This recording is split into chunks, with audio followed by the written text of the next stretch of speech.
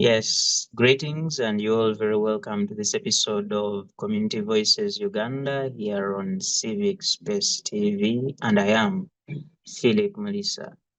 On this episode, we are having a conversation around the mental health crisis in today's political climate. And certainly, you and I may understand that in Uganda and, of course, in many other countries in the neighborhood, but also largely in the world, political activity is very much underway. And here we know that a lot of activities, including registration, including nomination of candidates, including party primaries, including vetting, and many other things are happening in politics. And certainly, one of the things we are trying to connect here is actually what is the state of mind, what is the state of the psychic of the Ugandans as we head into this season, and certainly does it even have an effect on the politics, or does the politics have an effect on people's mental health? And certainly we want to make that assessment and, of course, draw recommendations on how we can have best practice and indeed the things that will assist us as a people.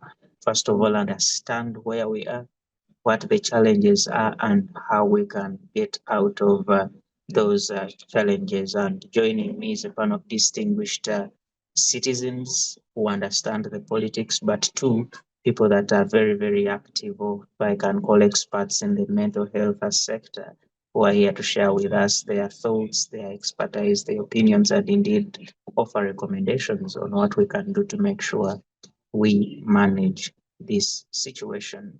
Like usual, here at Community Voices Uganda, when we start the conversation, of course, the guests get to speak to us briefly about themselves, but most importantly, where they are and how the environment is. Certainly, if they can pick for us one thing they think would be important for us to know about their specific environment, so that they sell that particular location to the rest of the people that will watch this episode, and indeed maybe they would find themselves in that area. I'll start with you. Thank you for joining us. Greetings. How are you, and how is where you are? Thank you so much, Philip. Good morning, everyone, the panelists and the listeners. My name is Muzamiru Kaibo. I work with Mental Health Uganda, a social worker, and provide psychosocial therapy to people with mental health challenges. As you said, that the environment that where we are living in, as Mental Health Uganda, we are having a toll-free line where we provide psychosocial support to people with battling or struggling with mental health challenges across board. We have been in existence with this toll-free line since 2021, and we saw the need that was existing as of then, where we see that people have been suffering with COVID and they have issues related to mind, the state of the mind, and as an entity decided to get that kind of a project to support every person who is outside there battling nowhere to access the services in line with mental health, and we are advocating for the rights of people with mental health issues in the country. Thank you so much. Thank you so much, Muzamiru Kaibo from Mental Health Uganda, and I appreciate that background you give at what you do and indeed what you've been able to look into in the different communities you operate in. But most importantly, during the course of the show, I think you will be, if you allow, we shall request you to share with us that toll-free line, so that we're able to share it with people that might actually need it to get assistance from you. Thank you so much. And I have a psychologist here in the names of Miss Janet Banadda. Janet, greetings. You welcome to the conversation, and how is where you are? Good morning, everyone. I'm Banadda Janet, mental health counseling psychologist, work with Perfect Therapy Center. It's located in Mengo, opposite Naminembe Cathedral. And we are specialized in child and adolescent counseling. Perfect Therapy started in 2022, and we decided to put all our energies on children because we felt that children and adolescents. We at some point felt that they were a bit neglected. So many people think and feel that children don't have mental issues. For example, if someone dies, they like a beloved one dies of a child, they just actually Mm. don't want even that child to cry. They take them away so that they don't experience the grieving and everything. So at Perfect Therapy, we decided to specialize in child and adolescent, but we find ourselves working with the adults because with the children, you cannot do it alone. The issues that are distracting the children, bring mental health issues, they come from home, caretakers, school. So we do a holistic sessions where we involve the caretakers, the parents, the teachers, and everyone, and I'm the co-founder. Thank you so much. Thank you so much, Madam Janet Banadda, and again, to appreciate you for that service you render to that community, and especially speaking about children and adolescents, and the statistics tell us very much about the numbers we have in that demography, the children and the adolescents. So that is a very good service you're doing out there. But colleagues, you see, when we talk about mental health, some of, especially in our societies, it sounds alien. And for people to, through time, when we spoke about mental health and they said maybe that person is, their mental status is not okay, would quickly look into, this is a mad person. And those are the people we saw on the road throwing stones and naked and sleeping on the road. Those are the people we always thought have mental health issues. And I'm privileged to have you here.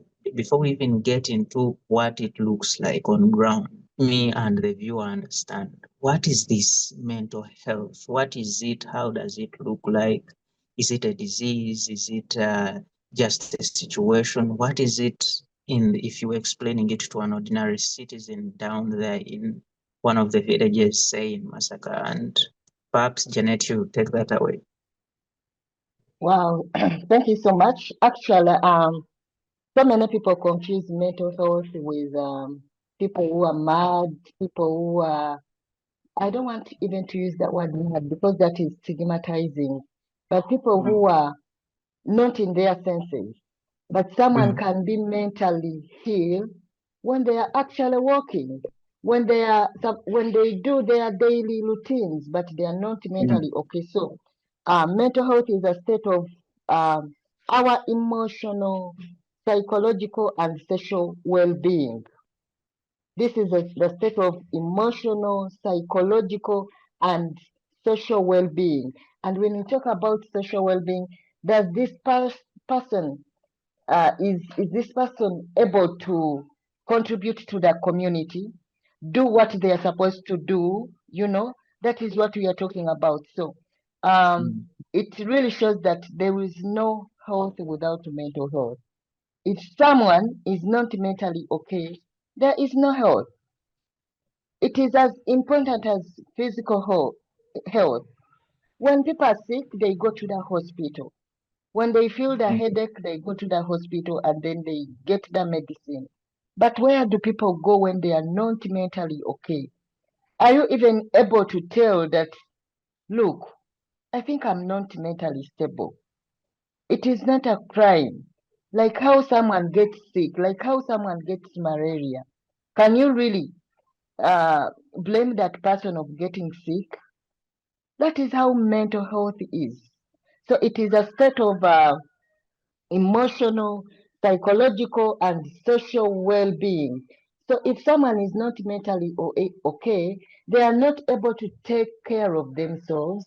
They are not able to to contribute to the community because they cannot do anything. They are literally sick. And if they don't work on themselves, it even affects the people around them. Yes. All right.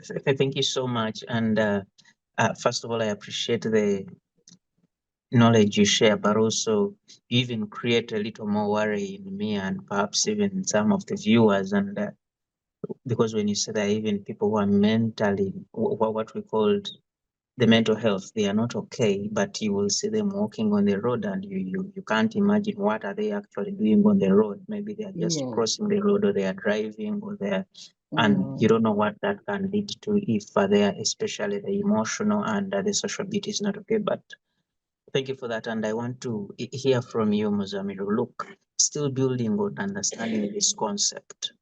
How deep is it in our society? And based on your experience as you work with Mental Health Uganda, your observations, the data you are exposed to, but also as someone in this field, when you look at people, you can easily tell that maybe in this area, some of these people are not okay. So, how deep is it in our societies? And perhaps are people even aware that this exists among them? Yes, Zamiru.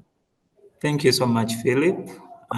Thank you, Janet, for that kind of elaboration and definition of mental health and the state. Because when we talk about the state of psychological, emotional, the thinking, it brings about Mm, everyone on board.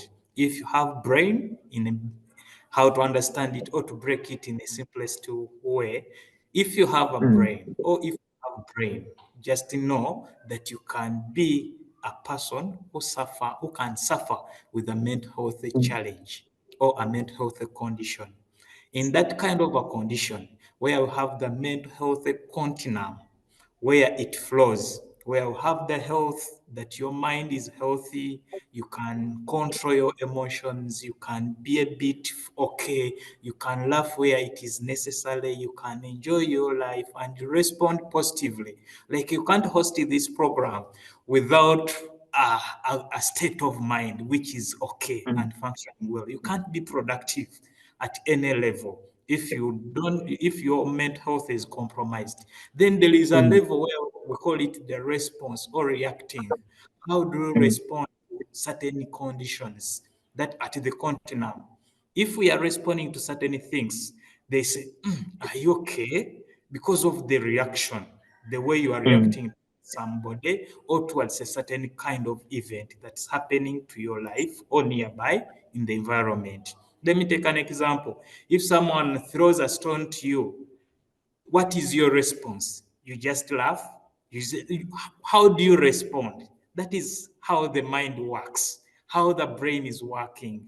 Then you look at the area where you feel like injured, that your brain is injured. If you are mm, injured, it means that you raise the emotions in the negative way. It sometimes the behavior will not be like a positive behavior.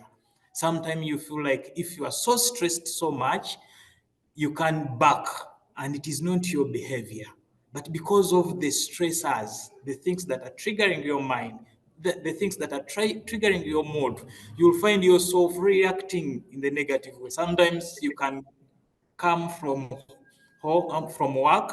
When you're reaching mm, home, you find maybe children, they are trying to welcome you, but because of maybe the boss, maybe at the workplace, you have been disturbed and maybe you are not okay in your mind. You can like not moving by the welcoming remarks from those young ones. Sometimes even people can kick the cat or a dog which is existing because you are seeing that you are not in your state. So that is what we call injury.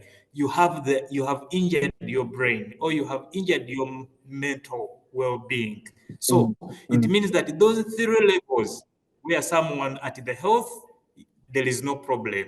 But where you have that kind of reaction, there is some kind of a problem, but you are able to control internally. And where you have the injury, it means that it is, yes, please. Yes, thank you. And I wanted to push a little more on that because, especially when you talk about how people respond, how people react to the different things that happen to them. Overlay in society, everyone, there are circumstances they get to face. It is at work, at home, students, people on the streets, and so on. And a lot of things happen. And many times, the justification of society is that everyone gets annoyed. yes, even if it were you, that would annoy you, and you are free to do that. And now I'm trying to relate it to what you said, that actually sometimes your reaction is driven by the state of your mind. And if you can help us understand that a little more, when is it the normal person reacting to, yes, this person has annoyed me, maybe the child has uh, leaked sugar at home, and the parent thinks about giving them 35 canes, and the other parent thinks, maybe just says, don't do that again. When do you draw the line between this is a normal reaction and this is something that is surely connected to the brain? Thank you so much. There is what we call excesses in each and Mm. everything. If there is an excess that the Yes, Zamiru, I don't know if you can hear me. I seem to, your sound seems to have some sorry, challenges. Your network has affected you a little bit. Yeah, now you're back. okay, all right. I was talking about the excess that we are Mm, look at the excess, the level of excess of everything. Is it about mm, the behavior? How is it excess to that kind of? Sometimes you can find that maybe a child has just maybe made some mistake at home, but the way you have been reacting, it's not the same way that you are reacting. That kind of excess, everyone can get annoyed. No one mm, can't get annoyed. If you don't get annoyed, it means that you have some also challenges that you need to hear to help yourself. So the mm, excesses are the ones that we look out. Someone can be just enough, doesn't say anything about certain things that are happening. That is how we can differentiate. But it's not like we can't use one kind of a sign to say mm, that you have a mental health disorder or a mental health problem. So we look at the series of things, the number of signs that we react mm, to, give a response. Then the last stage that I wanted to mention on the mm, continent is about the ill. Like I've reached at the injury, but now we have to go to the ill. That's where you have been describing the few categories that you are seeing on the streets. That someone is ill and can't manage himself. He carries so many things on his body. He doesn't mm, understand the uncoordinated speech. Sometimes people can have uncoordinated speech, but they're still okay in their way of mm, doing certain things. So when we say that, according to my experience and our experience as mental health in Uganda, so many mm, people in the country, in communities, at workplace, even where you are, just imagine that you have the cameraman doing mm, something on your side, and some event happens or certain things that might be a bit not okay to a human mm, being, automatically your mental health is automatically compromised. Why? Because you'll get that traumatic event. That trauma will come even though that you go back in your room. You'll face, mm, like, you remember someone crying, help me, help me. Especially, maybe I'm just using an example of election. If mm, someone is saying, "Oh my God, oh my God," you'll feel that kind of pain. When you go back, you'll hear some kind of those voices coming to you, and it doesn't mean that you are automatically having a mental health, uh, like a mental illness, but that is mm, category your brain is somehow injured. You need to talk to someone to unpack some kind of the information that you are carrying in your mind. So it is common, maybe mm, to the children that are existing. Someone can slap and beat, and you feel that pain. It is traumatizing. There is what we call the secondary trauma. You are doing your job as a person, but if you see someone being traumatized or being beaten seriously, mm, and you carry that trauma. That is the second trauma. Yeah, you are doing your job, but it's because of the other condition, automatically it will affect you. Your mental well-being will not be at the state of productivity. And all especially, right.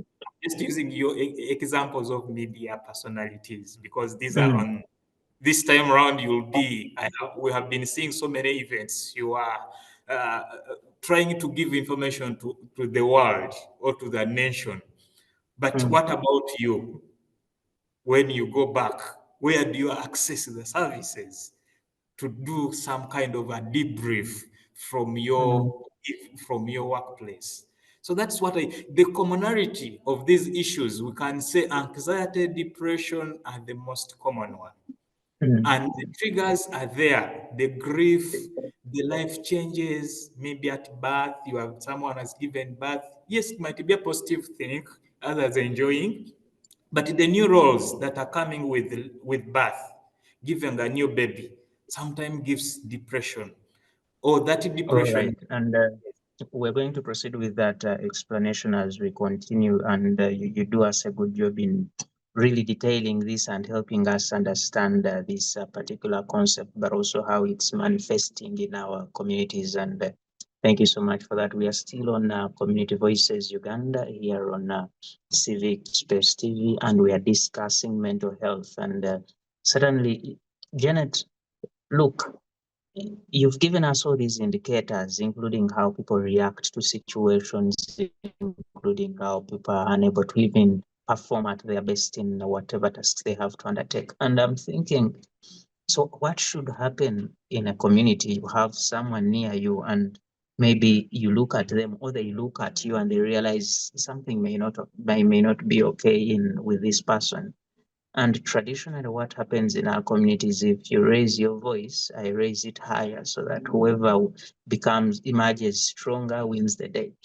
And I'm imagining if this person is not okay and you are also raising your voice higher to challenge them, you are even worsening the situation.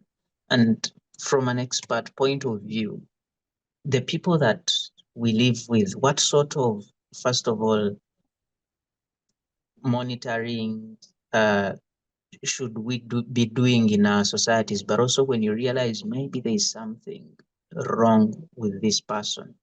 And you and I might know that it is not with this service, for example, psychology is not as diverse in our communities as should be. What sort of first response before they are maybe able to access you at Mengo or access Mental Health Uganda, what sort of response should I be giving or should they give me to make sure the situation doesn't worsen and indeed as we get to access professional services? Wow, thank you so much, Philip. This is a good one. And I want really to admit that taking care of someone who has mental issues, Mm. it is hard. It is really hard because first of all, those people, they don't know the problem. They Mm. actually don't know that I think I have a mental challenge. They feel everything is okay, but things have changed. They are rude. Just to go they into depression. They don't want to do the work they used to do. Their routines they are not being done. So, but they feel at some point they don't know because they feel something is wrong, but they don't know what exactly it is. Now, if someone who is challenged doesn't know the issue, how about the person who is going to take care of them? That's why what you've mentioned come up. They find themselves Mm. shouting at them, judging them, abusing them, and this worsens the situation. So, to answer the question, for us, for the people to around someone who has mental challenges, first of all, Mm. we have to listen. So many people outside there, they are not good listeners. They don't have time to listen. They are just judging, you know. Mm. A client comes and then they tell you, I'm going into this, but my mom is telling me, why am I pretending?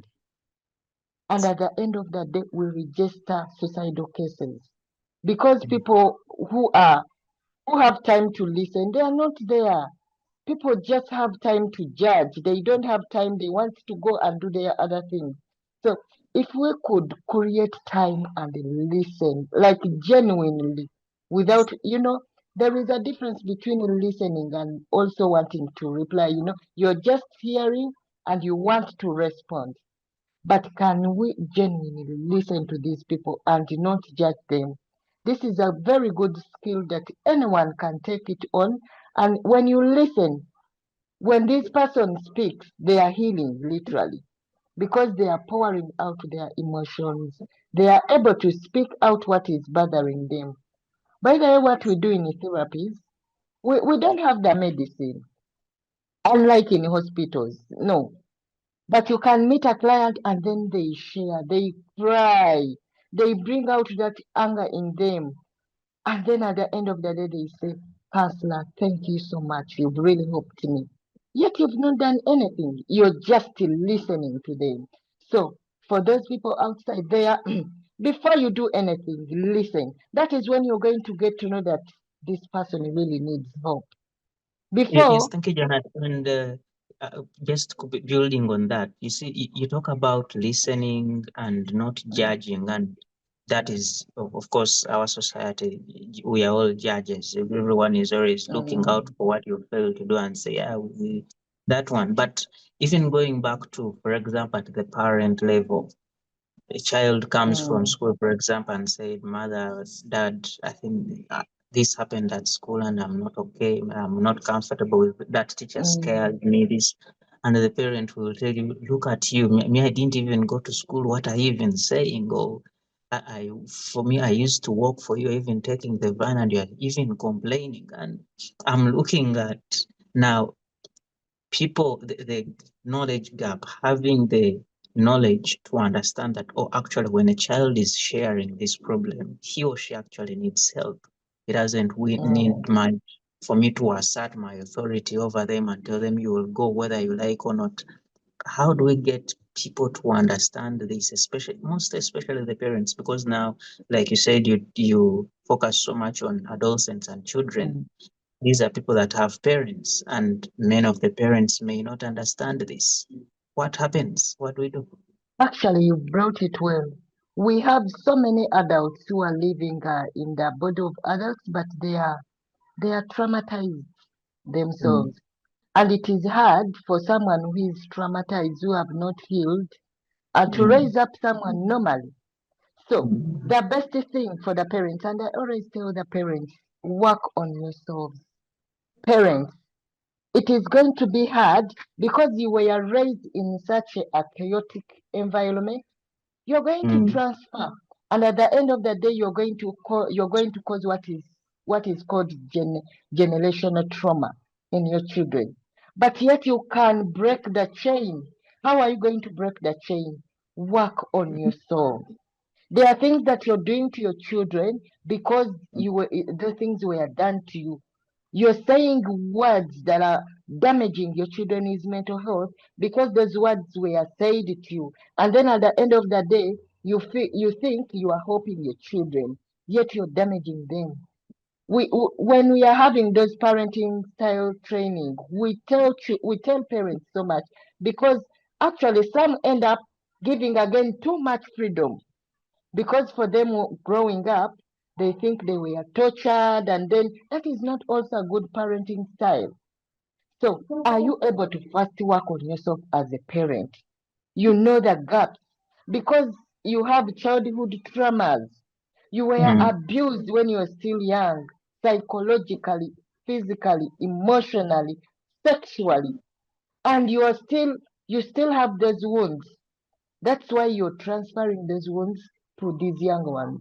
So the best advice that I can give you, realize first, assess yourself and look into yourself and ask yourself, am I really like the way I'm shouting at my children? Is it the right way?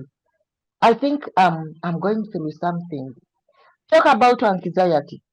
I had a parent who came to me and she was telling me, I have fear that my children are going to die anytime. My husband is going to die, and she's refusing the children to move outside to go and pray and play, outside. And this is taking away the child's right. But it is because mm, of what they went through. When we went into the session, she was able actually to tell that, look, it is because of what I went through as a child. She experienced lots of traumas, and that is what we are working on. because there is no way you are going to help these young ones when you are traumatized you yourself.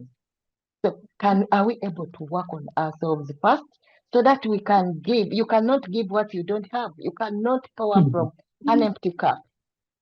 As parents, as people, let's work on ourselves first so that we can have the best to give our children or the people around us. And we are able to tell whether those people are really need help or they don't. In counseling, there is what we call referral. It is part of counseling. The mere fact that I'm able to know that this person really needs help and I refer them to mental health in Uganda, I'm helping. Even as counselors, there are cases that we cannot manage and we refer to our fellow counselors, to our fellow psychologists. We refer to psychiatry. We are helping. So it is a skill that we all need to know. Referring someone, it doesn't mean that you failed. No, it is actually shows that you have the knowledge to tell that this person has challenges and referring them is a way of helping. So are the parents able to know their mental health state? It is something that is great. So the people taking care of others, are we able to to know that we are mentally okay so that we can be able to take care of others? Like I've said, it is hard to pour from an empty cup. All right. Thank you so much. And that is really deep. You know, there is that common saying usually in our communities and our families, whenever you have that challenge, they will tell you, you're African, you have to be strong. What are you even saying? That things have just started, it will even get worse. So if you're crying at this level, just know it's the beginning. And you put it so well. Thank you so much, Janet, for that. And I know the parents that are watching this and going to be watching it all through will get that bit of advice. And if taken seriously, it could help so well. And Muzamiru, look, earlier you mentioned the elections, and look, for the many activities that happen in our politics in this country, you will either hear a politician abusing the other, you will hear supporters of team this one abusing or fighting with the other team, you will hear police has arrested this one, you will hear the other ones have been tear gassed, you will hear a lot of violence happens within both verbal and physical in the electoral season. And from the mental health perspective, how does this impact, first of all, the processes themselves, but also conclusively on the decisions people end up taking in choosing who to vote for, choosing who the leader is? Do they even end up choosing the right leader? I've had many people complain that we have wrong leaders, but could it be even that people are voting for them because they are mentally not okay? They end up voting for people who will not even deliver for them, or even the leaders themselves are not aware of their mental health status, and certainly they don't even know what to do. What is the situation like relating the politics to the mental health? Thank you so much, Philip. Yeah, that's a good question. Wonderful one. Uh, Emotionally, psychologically, mentally, people in politics have affected others a lot about their verbal of saying, about the actions. And you know how someone sleeps in a room after listening, Mm, being dehumanized, like the mm. respect has gone out of this person, and automatically you have to come tomorrow to talk.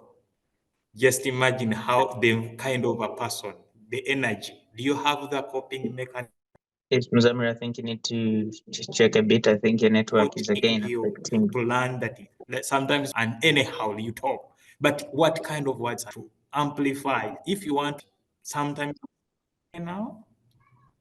Hello, Yes, I yes, you are back. proceed. Please proceed. Okay, all right. So I was saying about the issues how politics and health, because when we talk about the environment, the emotional talk, the verbal talk, the words people use sometimes influence or impact people's understanding, and their Mm, well-being sometimes can be damaged. injured, as Janat, to pick a reference from Janat, she used the language that how a parent talks to the child matters a lot. Like as the voters talks to their leaders or the people who are aspiring to be leaders matters a lot. Sometimes you can react in public, sometimes you can't react in public. You sometimes you go inside your room, you cry, you debrief, like releasing yourself the emotions. Then afterwards, you come back when you feel like you are okay to continue. You get. So mental health issues, especially when we are looking at the environment, the political climate today, and even the previous time, because we learn from the history to the next, to our today and the future, how we predict. We need to be always conscious about the language that we use. Because we want the leaders who have the mental state that are well functioning. We need to understand how do we bring out the issues. You know, we can always talk, but not all the talks that you are giving are meaningful to what the people needs. So the talk and the emotional beat and the politics has affected so many people. Let me use an example of the disputes that might happen when, as you have used the examples, the tear gas and so many other things. There is what we have already always mentioned about the word trauma, traumatic events. Remember, someone getting injured, crying, getting a less breathe, he can't breathe well. All those are things that affects the functionality of this person. And the moment when we say, because you mentioned that sometimes people elect people and they say, oh, these are the people we deserve.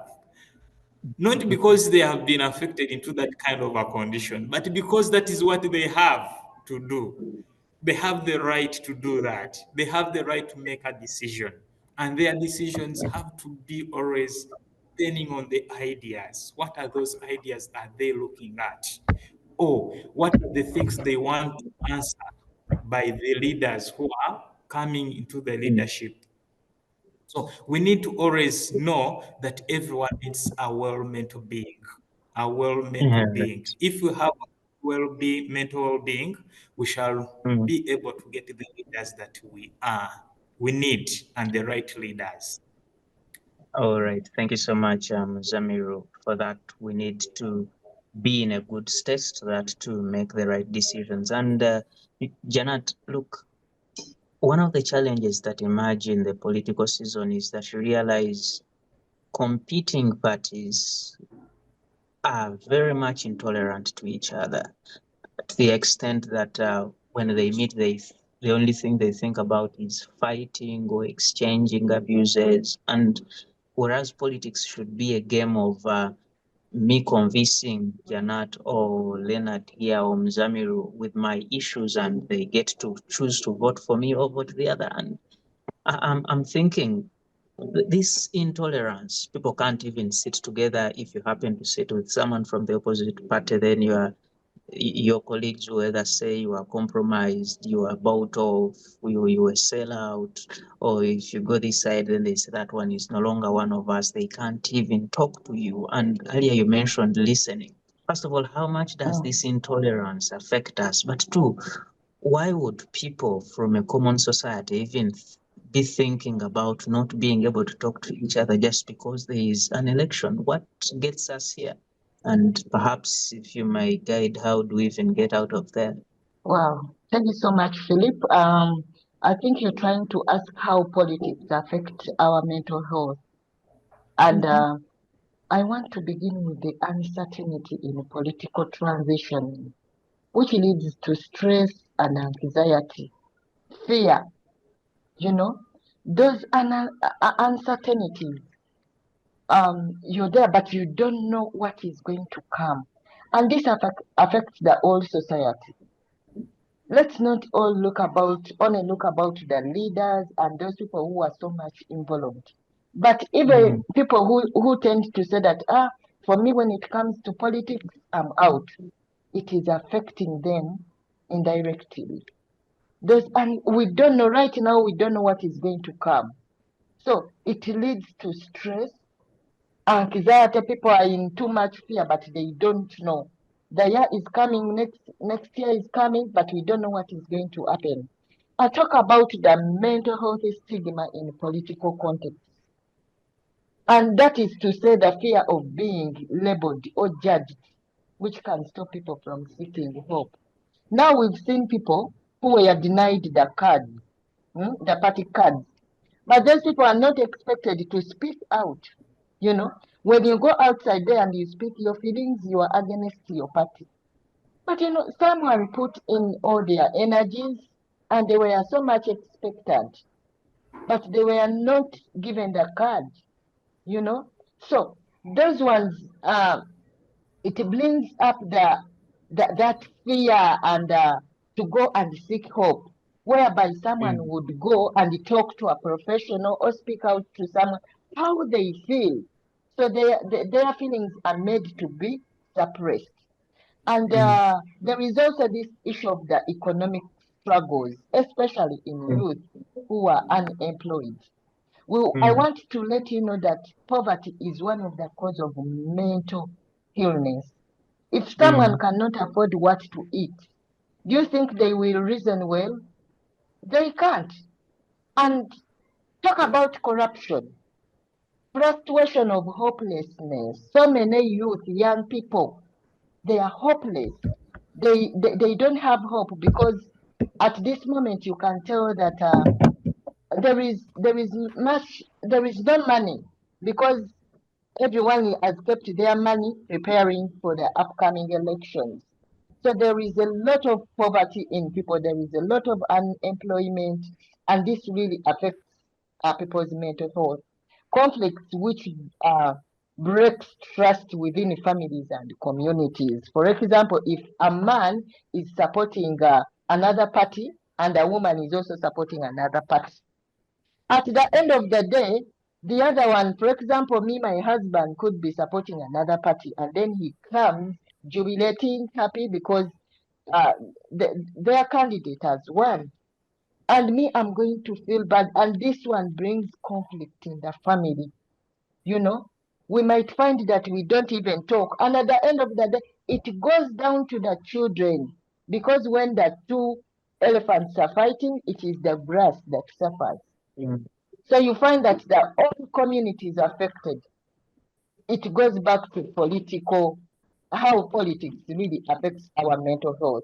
And also talk about during the elections. Many people report sleeplessness, tension, and fear of violence.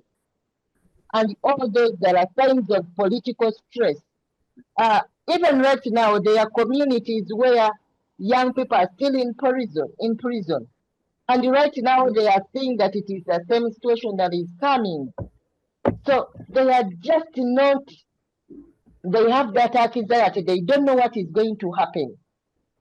So you've asked me to talk about building resilience and coping. How do people be resilient and how can they copy? I want to give the practical tips.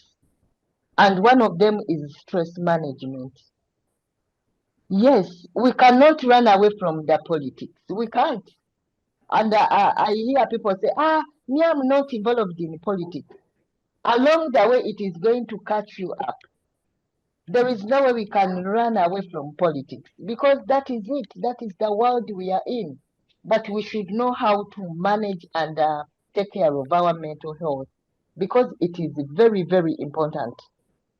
And one of it is stress management. You need to know, you need to really realize that at this point I'm stressed. I need to take a break. I need to move away from this situation. I'm feeling it is too heavy on me as a person. Go somewhere and do some deep breathing. It is some exercise that can help you. Journaling, talk about your feelings, write them down. You know, you've been supporting a candidate and they have not gone through. Write it down. It is okay. The moment that you're writing, you are helping yourself. prayer. And when I talk about prayer, everyone has the higher power that they believe in. Go and pray to that higher power. You know, you're going to feel relieved. This life is holistic. We are living a life of spiritual, psychological, physical.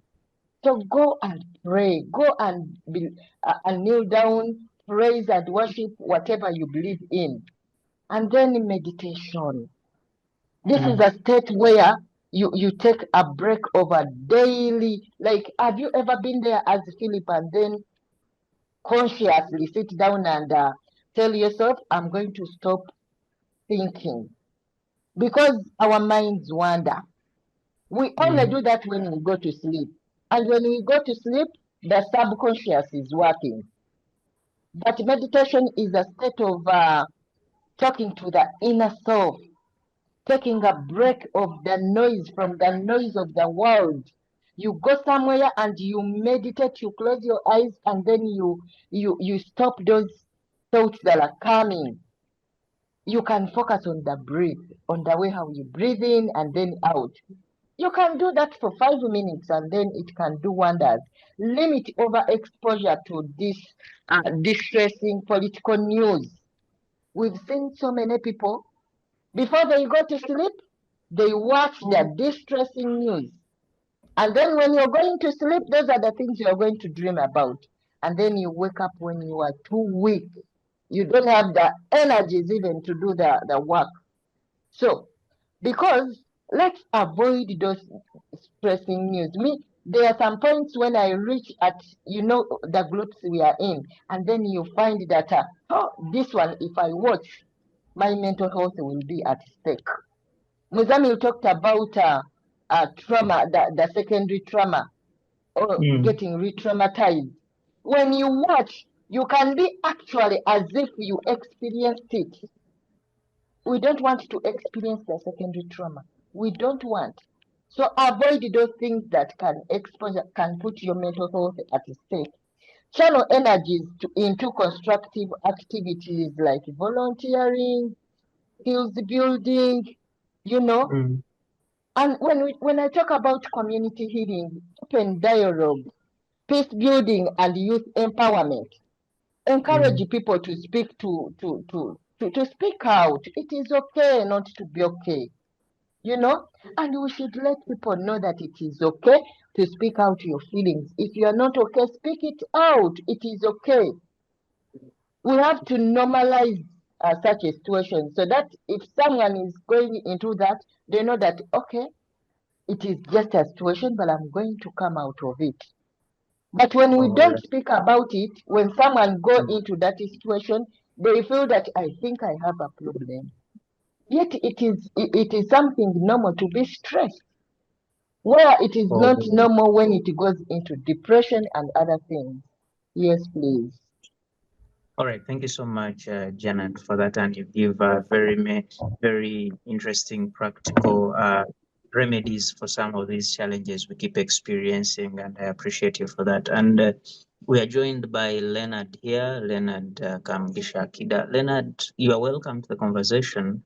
And as you may be already aware, we're discussing mental health and relating it to the politics. And perhaps if you could share with us from experience in your community, what do you see about this mental health in the community, but also as the political season comes in, what are the challenges you see emerging and what solutions can be put in place to see that we actually do not lose out on the social and psychological and physical well-being of our peoples in the community? Yes, Leonard.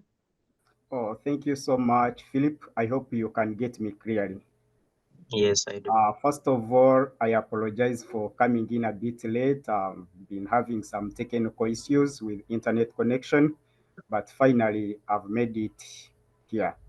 As we always say, better late than never. So it's better that I've been able to catch up with you. Greetings to the rest of the participants. Salute you for championing mental health. Mental health is a crisis that we must all acknowledge, recognize, and then advocate for, create awareness so that we can try to reduce on the cases of mental health. Um, Talking about unpacking mental health, unpacking mental health in today's political environment or climate. This is a timely topic to discuss, especially at a time when Uganda is preparing for elections. The campaign season is knocking on the door, but then how prepared are we? In the recent years, the intersection of politics and mental health crisis has become increasingly visible.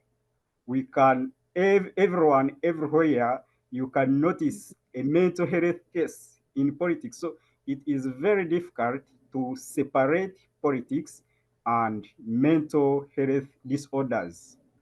Um, Political life is often characterized by high interests, stress, intense pressure from all participants. And when you talk of politics and mental health, people will think maybe we are talking about politicians. No. As said, we are not looking only at politicians.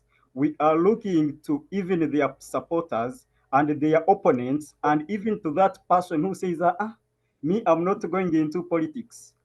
No, we have these religious leaders who always use the Ajip. It's common in the Catholic Church where I subscribe, and they always say, for us, the Catholics, any government in power, Ajip.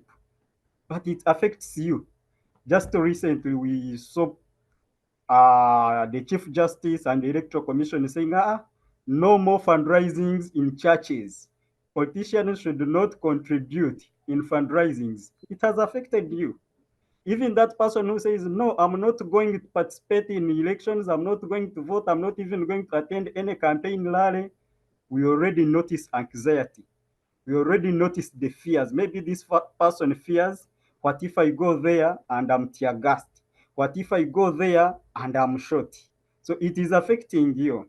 In other words, politics is a necessary evil that we cannot run away from. And how is this anxiety, stress, stigma, the rest of my colleagues have been discussing, how does it come in?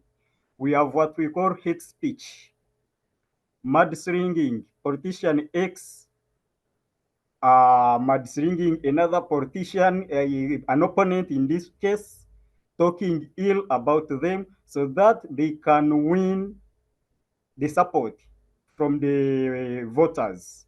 And what fuels this hate speech? One, people want to make it. Politics today, the chief employer. We may not reveal it here, but we are likely to find that even each one of us has got some interests in contesting. It's where the big money is. In the past decades, we use it to undermine even the local government. But today, if you could check the rest of the number of young people who are running to contest into the local government, it's alarming. And this is something that we haven't given an ear, an eye to. People are spreading false information, hate speech against their rivals because they want to win the masses. And then we have got online violence. You wake up in the morning, you find social media is filled with information about you, things you know, things you have done, and things you have not done, and things that you never know about you. They are filled all over the internet talking about you. People are making grammar of other people's weaknesses. We have seen, sorry to talk about this, but we have seen in a few months ago when the second deputy prime minister announced that he was going to contest in the NRM primaries, how people were circulating his videos. We all know his health conditions. That is a healthy issue, but people were making fun of it. That one, it is a political move. The opponent think they can use it to fight him because of his old age and health issues. But then, what is the mental impact are you creating to this person, his family, and people that will depend on him? It is stigmatizing. We have got what we call hopelessness, right from the NRM primaries to the people that were denied the cards for some political parties that we are not here to discuss. People have lost hope. People are desperate. Others have switched off their phones.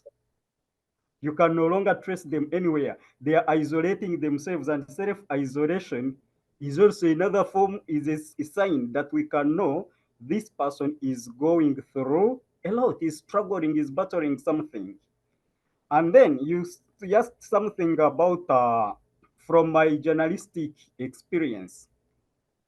When the Electoral Commission opened up for individuals interested in contesting for presidency to go and pick expression of interest forms, we saw hundreds and thousands of people going to 7th Street to pick nomination forms, to pick nomination forms and the supporters forms.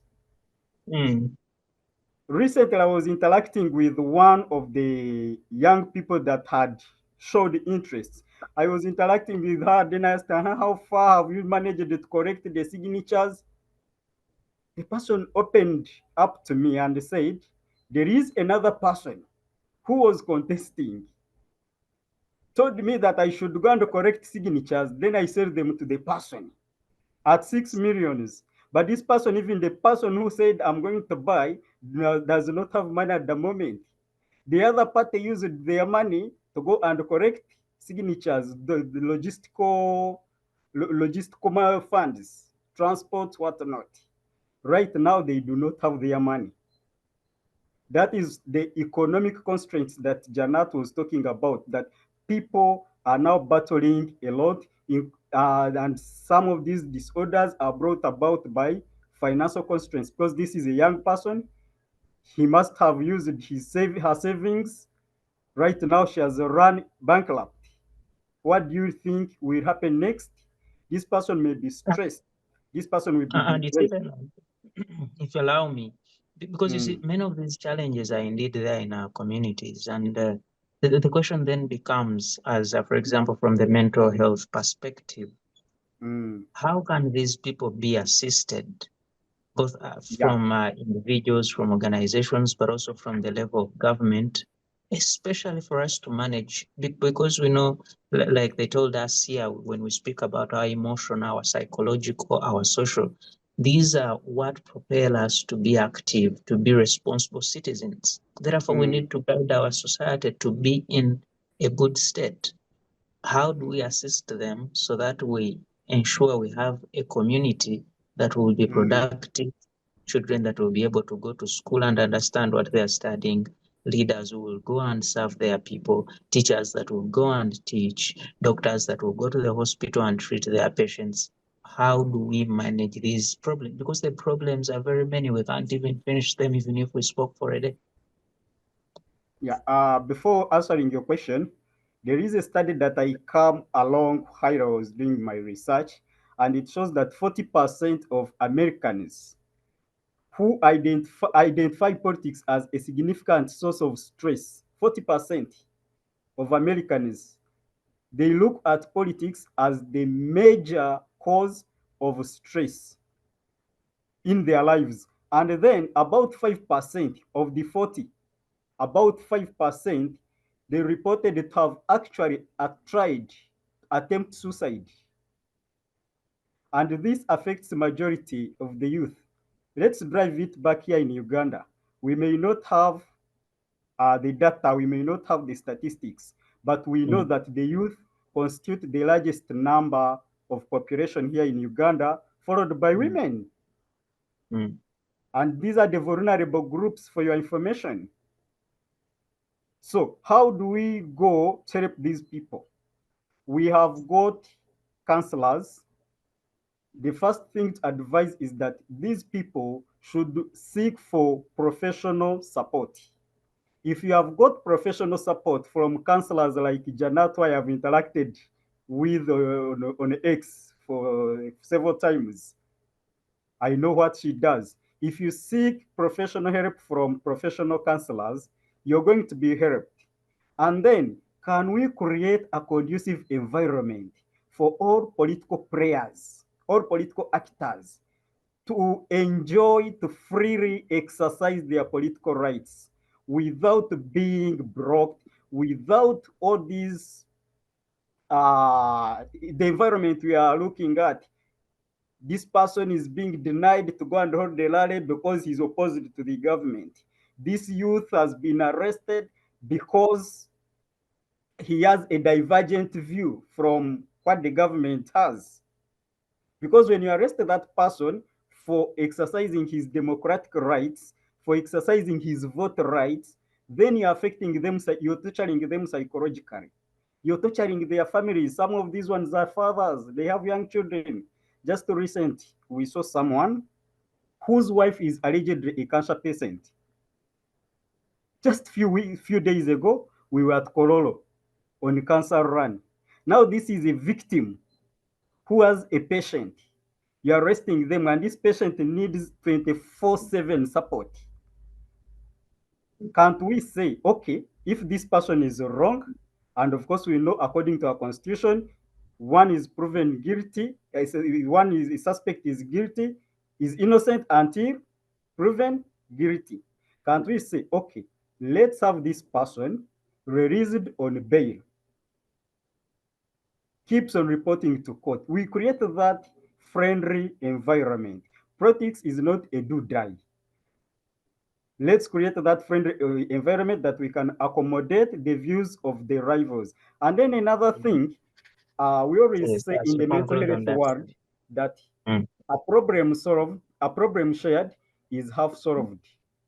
Let us prioritize sharing whatever we are battling with our colleagues. It can be your spouse, it can be your friend, it can be your son, the parents. Your child can guide you. It can be a parent, it can be your spiritual leader. Share with them whatever you're battling with. Open up. Do not fear. Break that silence. Open up to them, and they can guide you. Then lastly, about the solution, what should we do? Janat talked about limiting how you interact with political content. If you feel political content stresses you, gives you depression, doesn't give you a good peace of mind, then you can limit on how you interact with it. Today, we know that there are some media houses, there are some presses that talk politics from morning to evening.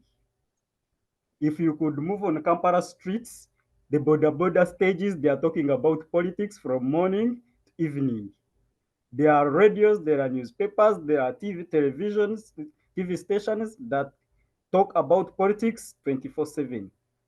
For a meantime, could you shift, transit to another channel?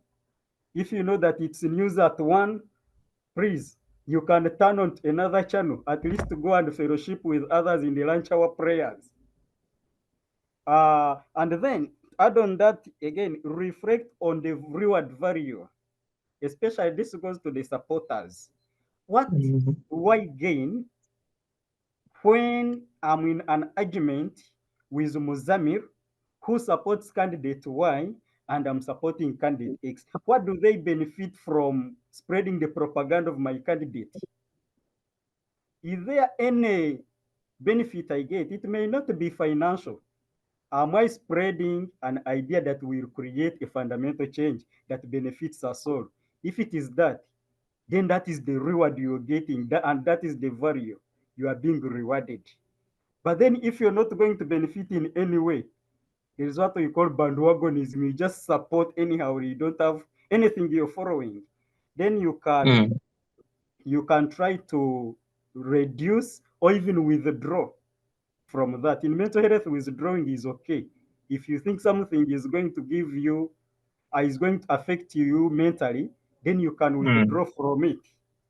I think All about right, we have the Leonard. last point. Okay, make that quick. The last point is we need to practice mindfulness. Let's be mindful of our actions. Let's be mindful of our words. Even as the journalists, we said that every story you're going to write, every report you're going to give could affect another person. Before you reported that Mm. so and so has said this about the other candidate, be mindful. Ask yourself, how will this person perceive it? How will my message, my report be received? If we all do that, both the politicians, their supporters, and each one of us will be free, and the political climate will not be as as fierce as we anticipate it. It will be a free environment where everyone can exercise their rights freely. Thank you. Thank you so much, Leonard Kamugisha Akida, for that. And I give really very good thoughts there on this issue of mental health and relating it to the politics. I appreciate that. And thank you indeed for joining us. Colleagues, this is an interesting but also very important conversation. However, our time is very much fast spent. I see we have about 7 or 8 minutes to be out of here, and we really need to have to come to an end, even when it gets more interesting. So I will, by way of giving a final remark, give 2 minutes to each of you to really give us any recommendation, advice, especially to the ordinary citizen who is going out there to attend the rally, who is going to, like you said, watch the TV, listen to the radio, go on their mobile phone, and they're checking on the different social media platforms what's happening where, who has been shot, who has been tear gassed, who is been arrested, and give them some advice as they get into the heated, much more heated electoral season, where, of course, when candidates get nominated and the official campaigns start, we know that a lot of things change, especially when the presidency now comes in, the pressure goes a little higher. Advise these people, but quite using about 2 minutes so that we see how we conclude on the conversation. I'll start with you, Muzamiru. Thank you so much, Philip. Thank you so much, all fellow participants. First of all, politics is an emotional game. It's emotional, it goes with feelings. Every human being, every human soul is a political animal. You can't run away from politics, even though that you hide yourself, that you are neutral, you are what, but always when you go somewhere inside yourself, you find something haunting or giving you that this is maybe the decision, the better decision to make. What I want to say, as human beings, as everyone outside there, when we are approaching this kind of a season, let us look at what we can begin by knowing the creating self-awareness. How much do you know yourself, your strength, your weaknesses, your opportunities, and the threats towards where you are living? Secondly, look at the self-acceptance. How much do you accept yourself? Like, you can live without any other factors, but see yourself as a reflection to the next life that you need to have. Then the self-worthiness, the value that you have, the value you attach to yourself, it is key. Don't just go wholesale unless you understand the behind things that are following you. Look at the people who are below you. Look at the people who are dependents on you. So value yourself. Don't go in each and every kind of a conversation that sometimes compromises your mental well-being. And also look at the self-respect. Measure the words that you air out. Understand, if all of us understand that kind of a pyramid, and you end up with that self-esteem, automatically you'll agree with me. You'll find yourself in the right position to do your best in your own life, not always to lean on other people, not always to support other people without a genuine reason. Focus on your emotions, focus on yourself, look at you as an individual that my life begins with me. There is no health without mental health. And we said that in Mental Health Uganda, we provide free counseling services via the telephone counseling or the telecounseling. Our number is 0800 21 21 21. We break it like into that simplicity 0800 21 21 21 for everyone to know that you can call from Monday to Friday 8:30 to 5. We have been in existence for 25 years. We are going to celebrate our silver jubilee this year, and we are trying to do everything. Sometimes we need to change the policies, please, outside the government. We are trying to Mm, fight decriminalization. There are certain penal codes like suicide looks to be criminal. And we see that countries that have tried to decriminalize those kind of the penal codes that were left by the colonialists are far much better by the counts or the progress that we are seeing, like Kenya and Ghana in our country. Let me just use this opportunity to say that only last year, via the toll-free line, we got 1,023 people with the suicidal ideation. 0.52 completed their life. But all that, the other number, almost 99 point or 98 point something, who tried to mm. manage to save their lives. So any person who is outside there, please give a chance to this life that you have today. Call, talk to someone. As my panelist said, that when you share some information or when you share a story, it might be somehow a half solved. Please be there. Everyone who is there, help yourself to support and do the best. Thank you so much, Philip. Thank you so much, Muzamiru, and congratulations on your Silver Jubilee anniversary as Mental Health Uganda. But also thank you that you share with us this toll-free line. We commend the service you've offered, like now the figure you mentioned, 1,023, and of course, looking at the scale of success you have done so well, and of course we commiserate with those that were unable to succeed, but also look forward to you assisting many more people. And once again, the line is 0800 Thank you so much, and we appreciate the thoughts. Leonard, any final remarks from you? Thank you so much, Philip. I will give about 3 remarks. Uh, when we are looking at unpacking mental health, let's not look only at individual politicians. Let's look at it on a broader spectrum. As I said, we look at the participants, we look at their supporters, and even the other group that has given up on politics.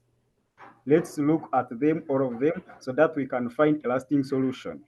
And then recommendation is to NGOs, especially those dealing with mental health, as put by Muzamiru. Let's have those toll-free numbers for each person to call us, to call you, and seek for free counseling services.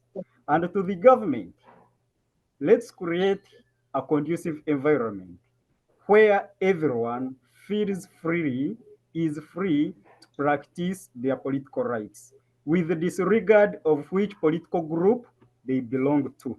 If you are yellow, if you are green, Mm, if you're blue, politics is here.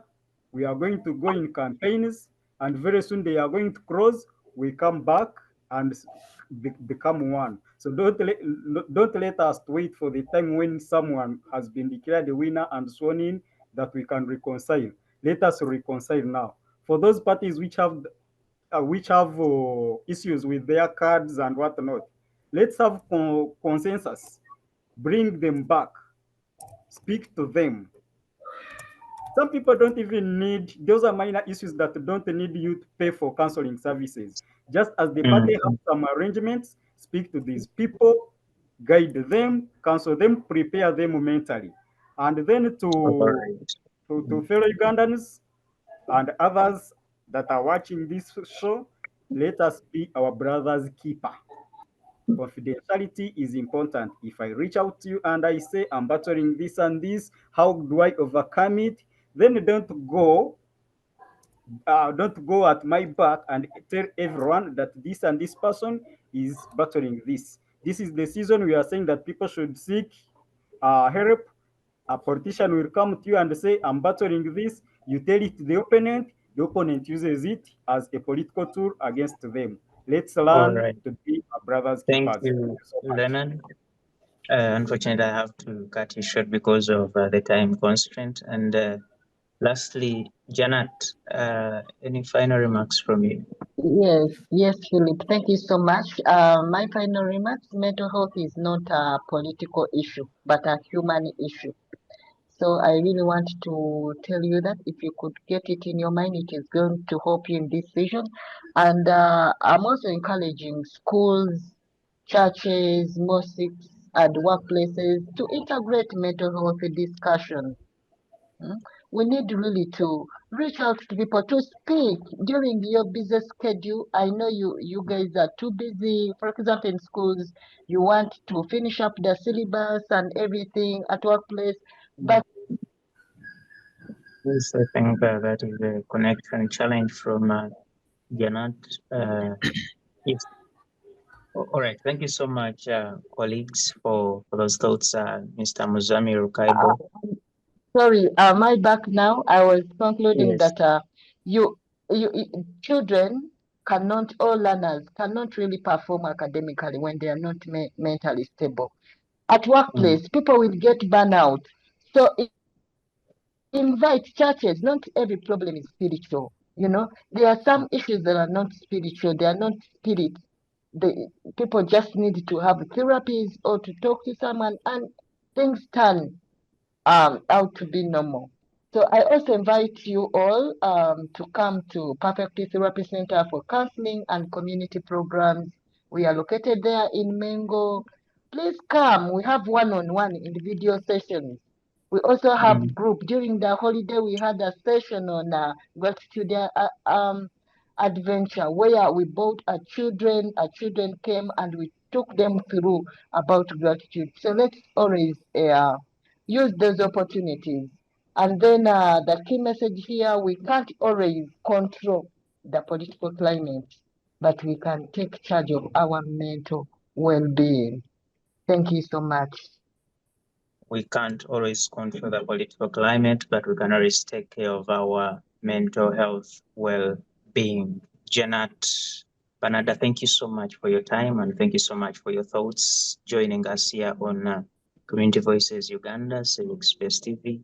Leonard, Kamugisha, Akida, thank you so much for your thoughts and for joining us on this conversation. And indeed, Muzamiru, Kaibo, thank you so much for joining us and indeed for sharing those amazing thoughts with us here on Community Voices Uganda. And of course, we continue to recommend Mental Health Uganda and Perfect Therapy Center here at Mengo. Please reach them out. You need their services. They need you to go there because they care about you.